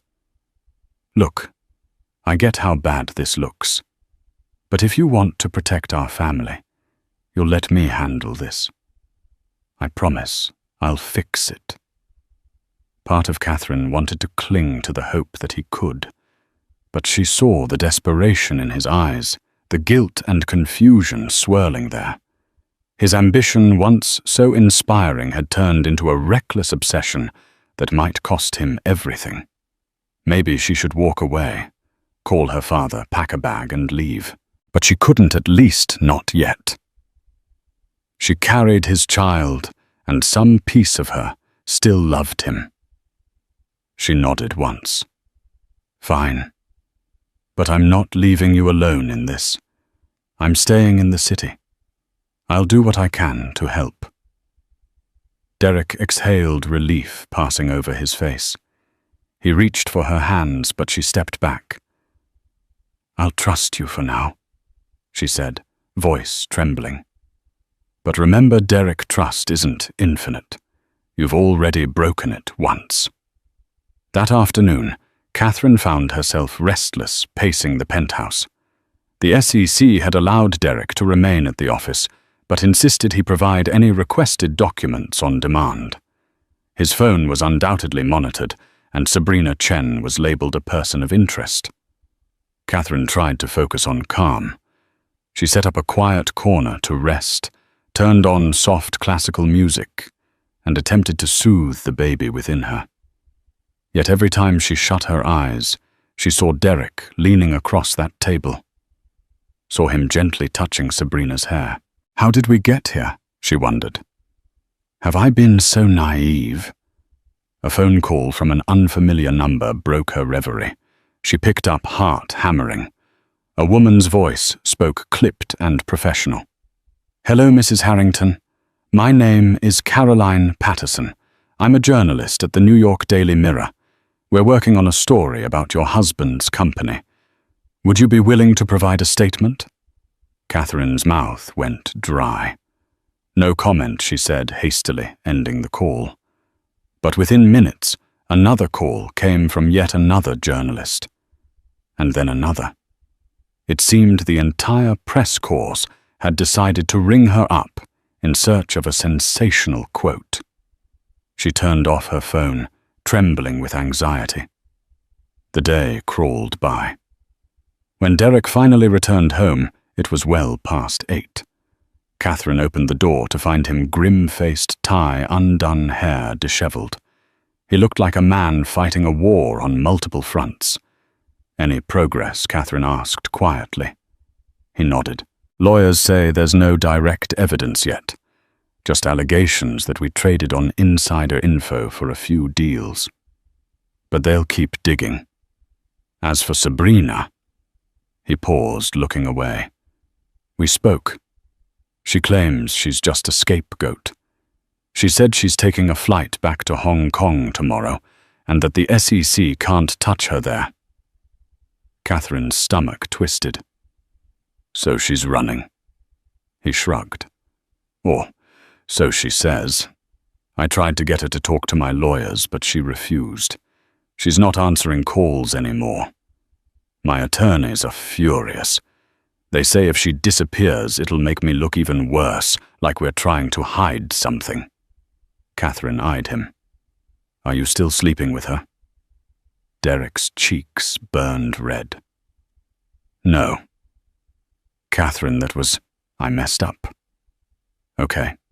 I let things get too close, but it was never serious. Not on my end." She wanted to believe him, but suspicion dug its claws into her mind. "Is that the truth, or just what you need me to believe?" He hesitated. "I'm not lying to you. Look, I promise you my relationship with Sabrina was purely for business connections. Maybe it crossed lines, but I never intended to leave you. Or..." She shook her head, tears threatening again. "How noble," she whispered sarcastically. "Derek, I can't keep doing this. I can't watch you destroy yourself and our marriage in this pursuit of power." He reached for her, his hand trembling. For the first time she sensed he was truly afraid. "Catherine, if we can get past this, I'll change. I'll make it right. Just stand by me, please." Looking into his eyes, she saw remnants of the man she'd married, the one who had once had dreams of giving them a beautiful life. Hesitantly, she placed her hand on his cheek. He closed his eyes, leaning into her touch. They stayed like that for a moment, broken but together. By the next morning, Catherine felt an urgent need for counsel.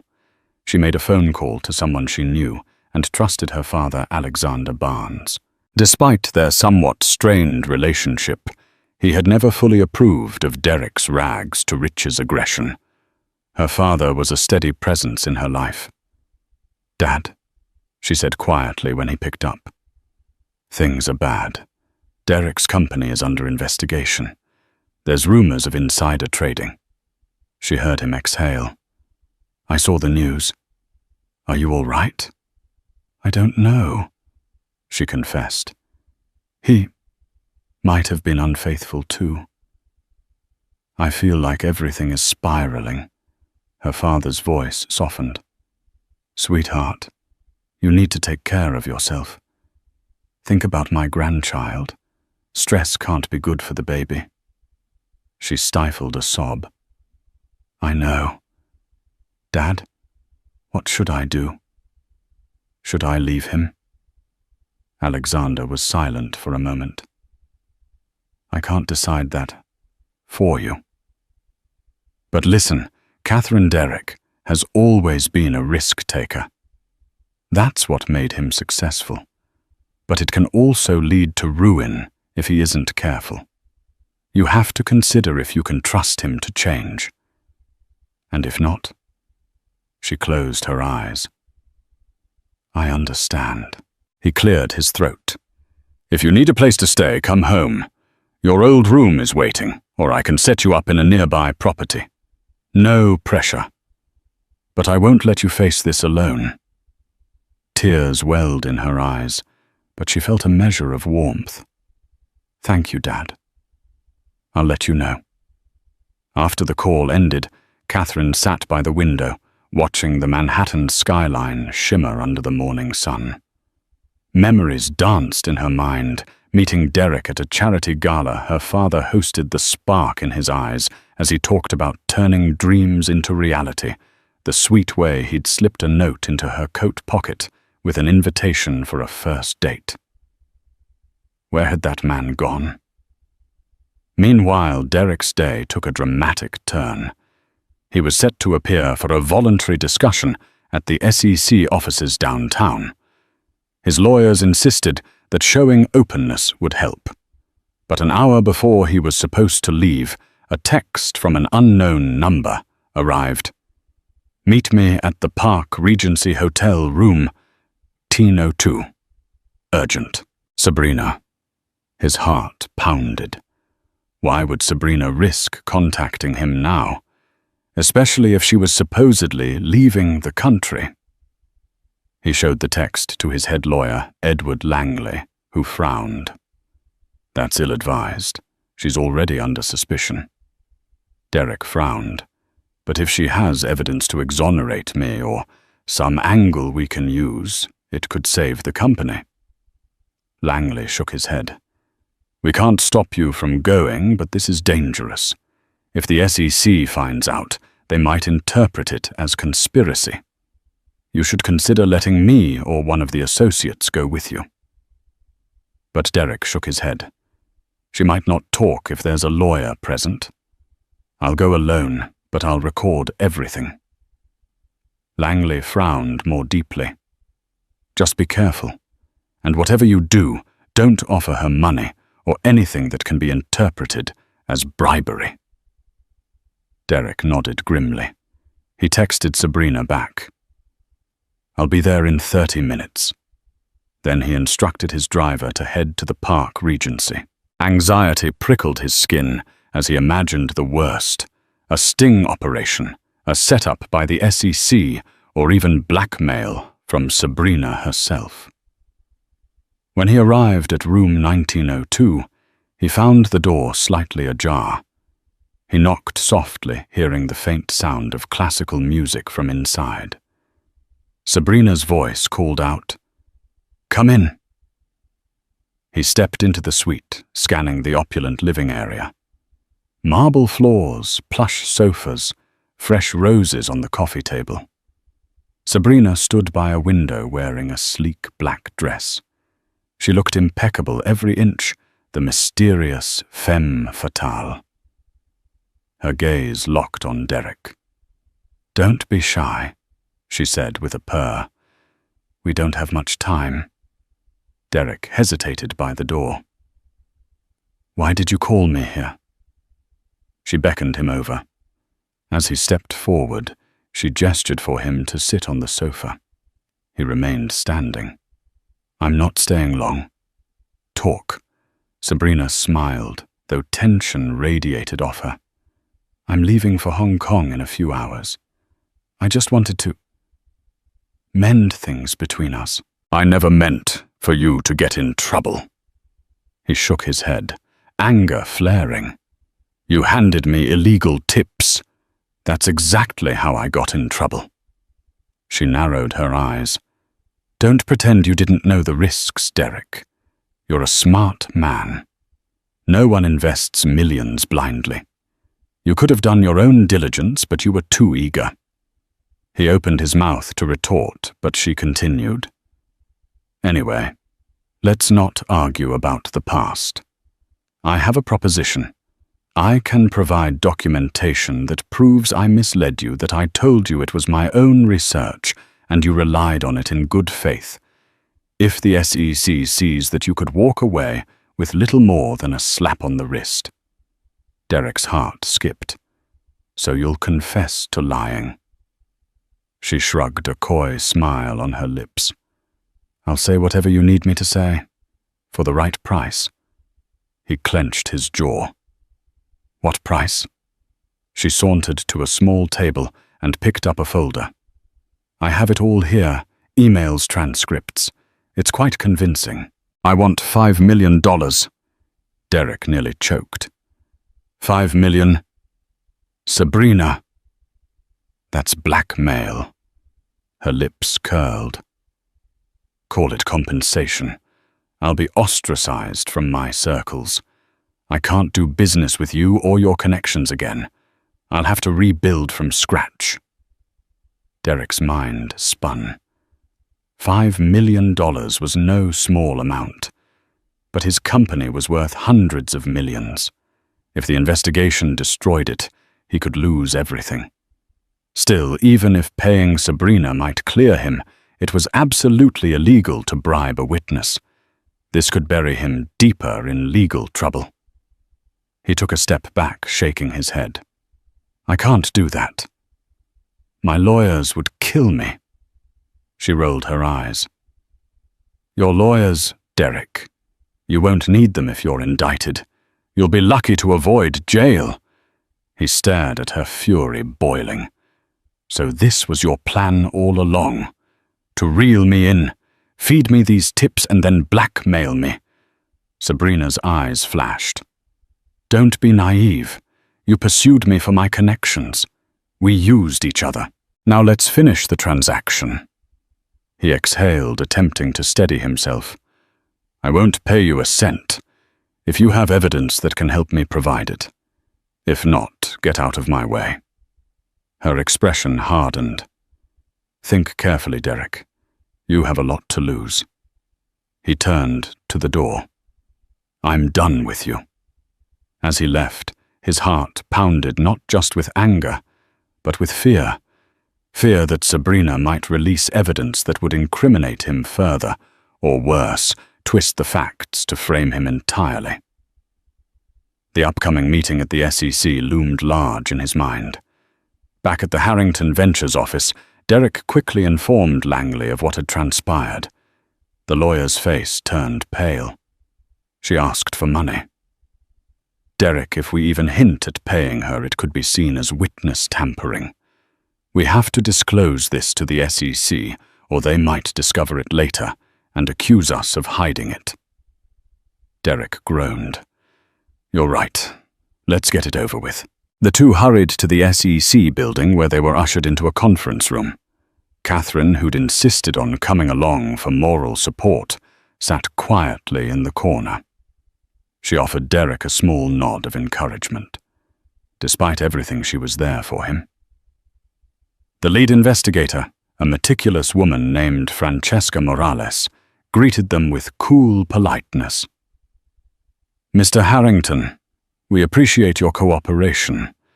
We have a few questions." Langley gave a tight smile.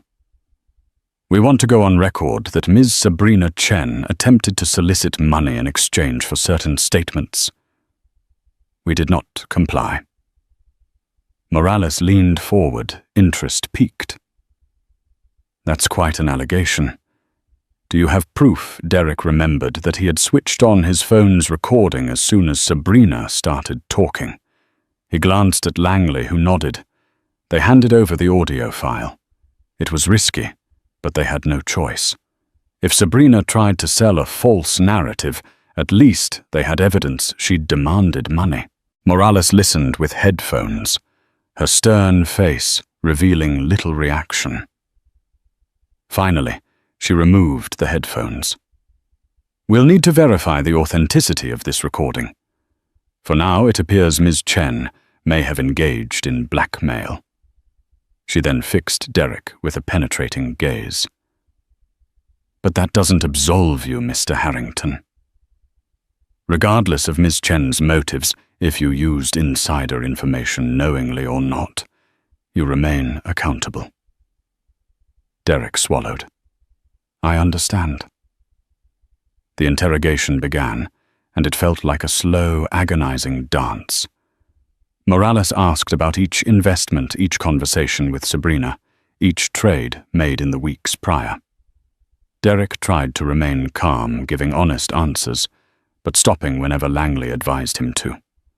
At times, Catherine interjected small clarifications, like how Derek spent nights working on legitimate research, how he had never shown awareness of wrongdoing. Morales took notes meticulously. Finally, after hours, they were dismissed. Langley told them it might take weeks for the SEC to decide whether to press charges, but at least they hadn't been arrested. Catherine managed a small sigh of relief, but Derek's expression was still grim. "This is far from over," he muttered. News of the SEC meeting spread quickly through financial circles. Rumors persisted that Sabrina Chen had fled the country. The press speculated wildly. Did the pregnant wife know secret mistress at center of scandal billionaire, playboy, or savvy businessman? Each headline more lurid than the last. Investors began pulling out. Harrington Ventures' stock, though private, was partially linked to a public affiliate, and its share price dropped precipitously in after-hours trading. Derek scrambled to reassure stakeholders. He wrote emails, made phone calls, pleaded for patience. Some listened, others distanced themselves. The board of directors called an emergency meeting to discuss damage control. Catherine watched the meltdown with growing horror. She wanted to stand by Derek, but each day more revelations emerged about how close he and Sabrina had been. Photos surfaced of them at charity galas, at private dinners, looking more intimate than Derek had admitted. The press ran with the story, painting a picture of a torrid affair. Catherine felt herself roiling with a mix of jealousy, betrayal, and lingering love. One night, Derek returned home, late, throwing his keys on the kitchen counter in frustration. "We lost another investor. The board is furious."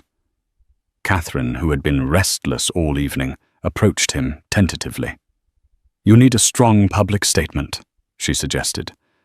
"Something that clarifies everything from the insider trading allegations to your relationship with Sabrina." He slammed his fist on the counter. "I can't talk about the investigation publicly, Catherine. The lawyers forbid it. And as for Sabrina, I'd just be fueling the tabloid fire." She tried to maintain composure. "So you do nothing?" His face twisted with exhaustion. "Yes, for now. We do nothing. The lawyers say we need to wait until the SEC finishes their inquiry. Then we can mount a defense." Catherine nodded numbly. She felt shut out. Every day the tension in the penthouse grew heavier, as if invisible walls were closing in. And Derek seemed to alternate between frantic action and stony silence, leaving Catherine alone in her swirling thoughts. A few days later, Catherine's father showed up unannounced at the penthouse. Derek had gone to the office. She welcomed Alexander in, offering him tea. He studied her face, concern etched in his expression. "You look exhausted," he said. "I can't sleep," Catherine admitted. "I keep replaying everything in my head." Alexander placed a comforting hand on hers. "Come home with me, at least for a while, to clear your head. Give Derek space to sort this out." She hesitated, torn. I don't want to abandon him." Alexander sighed. "You wouldn't be abandoning him, dear. But you're pregnant, stressed, and it's not healthy. You need calm surroundings, not SEC investigators and salacious tabloids." Catherine thought of the baby, the life growing inside her. She felt a pang of guilt. She was so consumed by Derek's crisis, she barely paused to consider her own well-being. After a long moment, she nodded. "You're right. Let me pack a bag. If Derek wants to talk, he knows how to reach me." Within an hour, she was in her father's car, heading toward the tranquility of Connecticut. She left a short note for Derek. "I'm going to Dad's for a few days to rest. I hope you understand." She didn't expect an immediate response, and she got none. Days turned into a week. Catherine settled into a guest suite at her father's estate, where the staff fussed over her, ensuring she had healthy meals and plenty of rest. She felt her body relax bit by bit, though her heart still weighed heavy. She kept an eye on the news.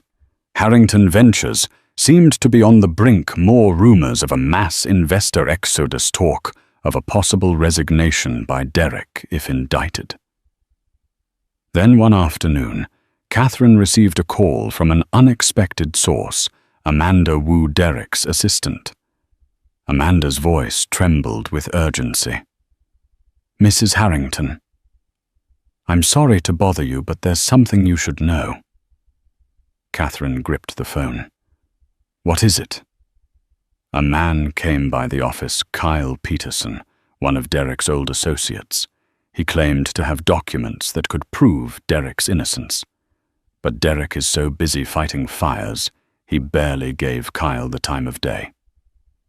Kyle said he discovered that Sabrina Chen had conspired with another firm to sabotage Harrington Ventures.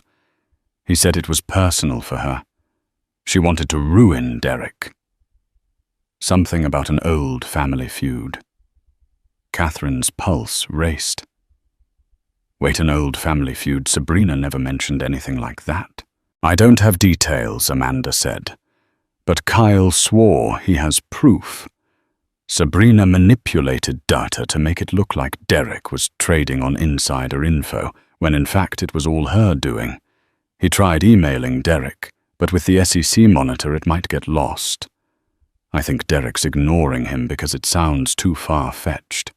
But Kyle seems genuine."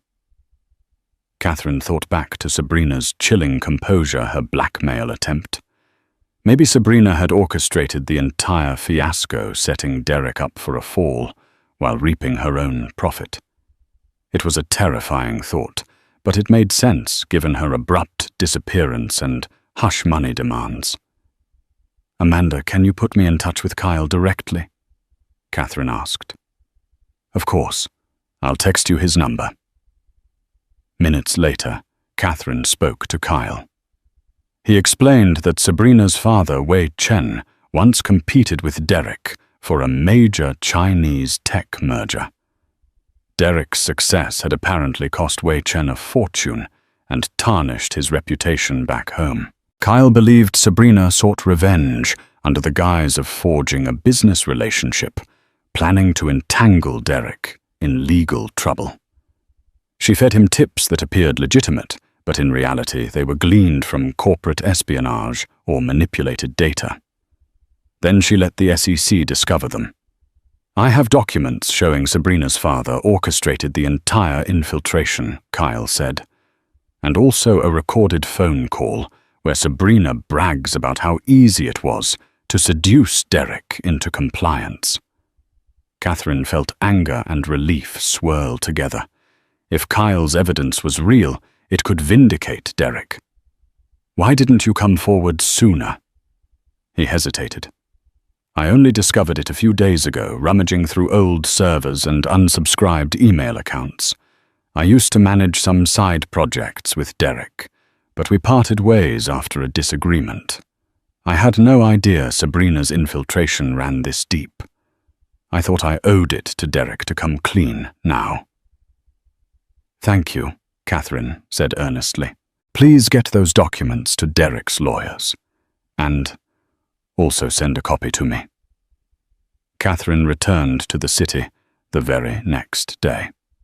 Her father tried to persuade her otherwise, but she insisted. "If these documents can save Derek, I need to be there," she said.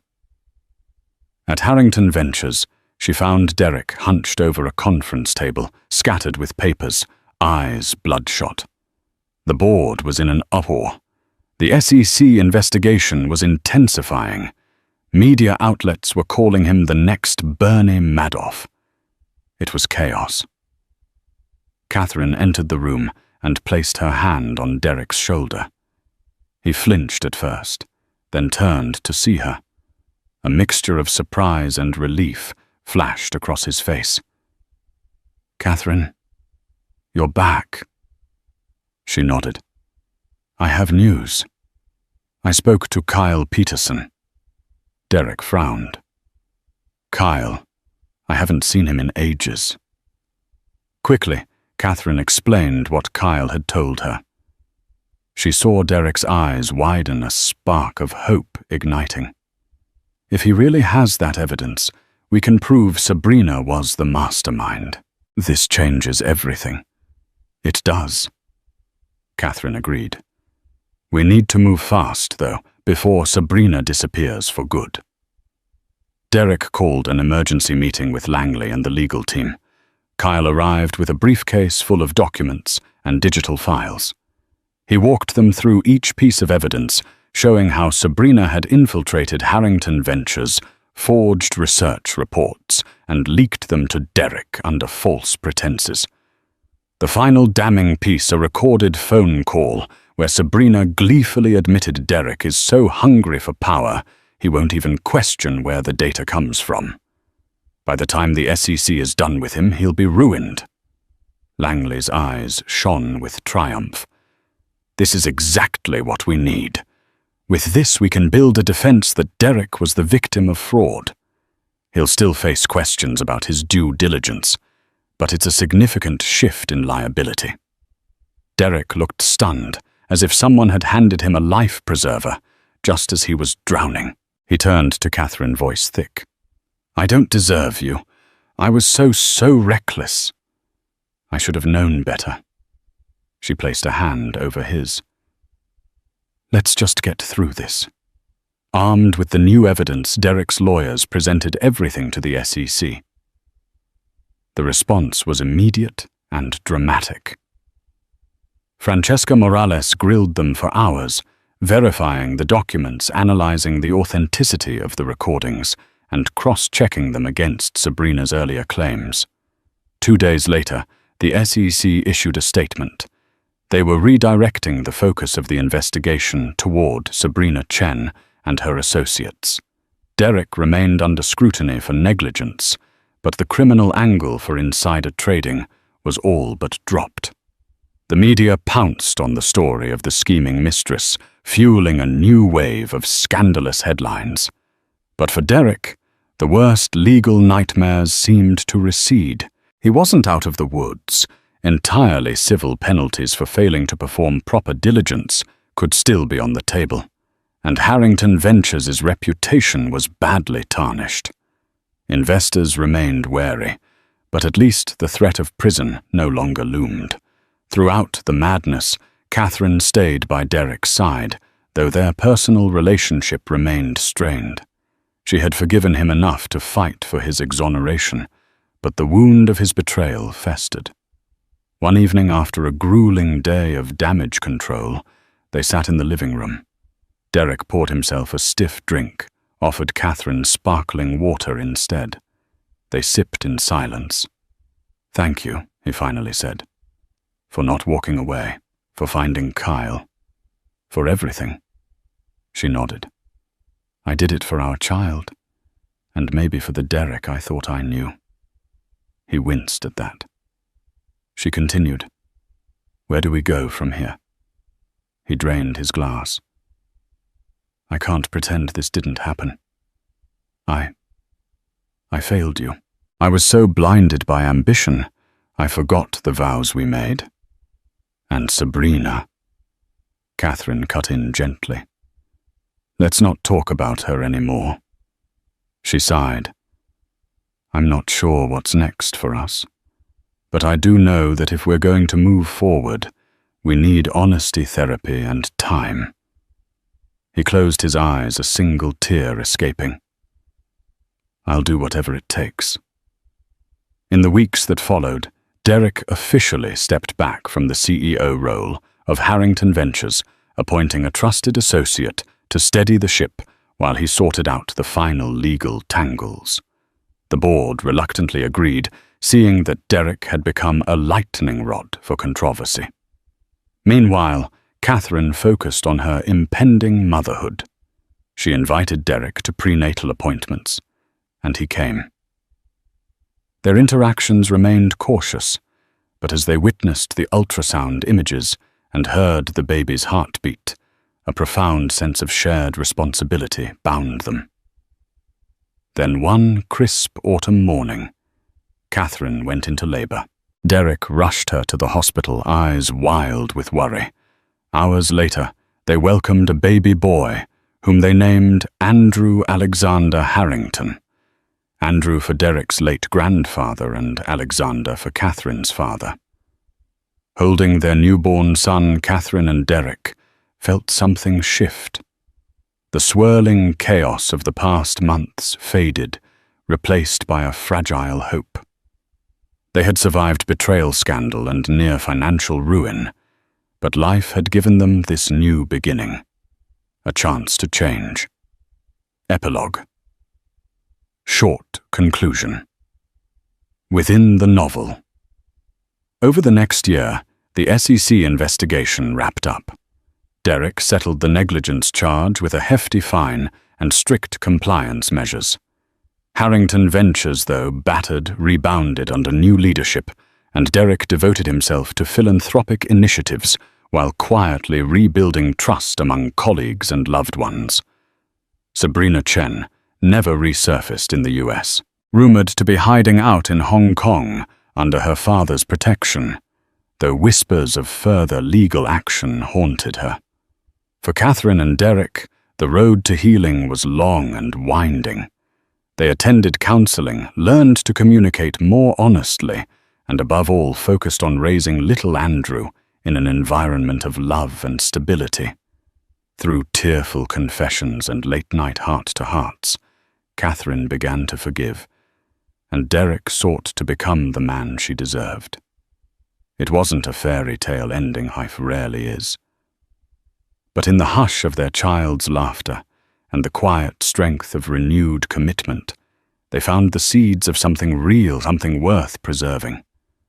And though the headlines had screamed betrayal and scandal, the final pages of their story were yet unwritten, carrying the possibility of redemption and a new kind of happiness.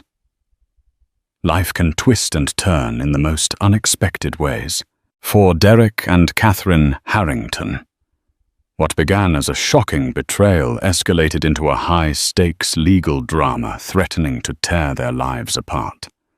Yet amidst scandal and heartbreak, they discovered a glimmer of resilience and a reminder that even when everything seems lost, hope can emerge from the shadows. In this story, we've witnessed secrets laid bare, ambitions tested, and a love that struggled to survive the storm.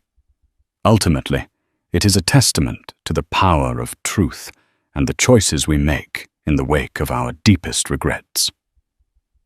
If you found yourself enthralled by the twists and turns of Derek and Catherine's journey, please like, share, and subscribe to this channel for more captivating tales of ambition, betrayal, and redemption.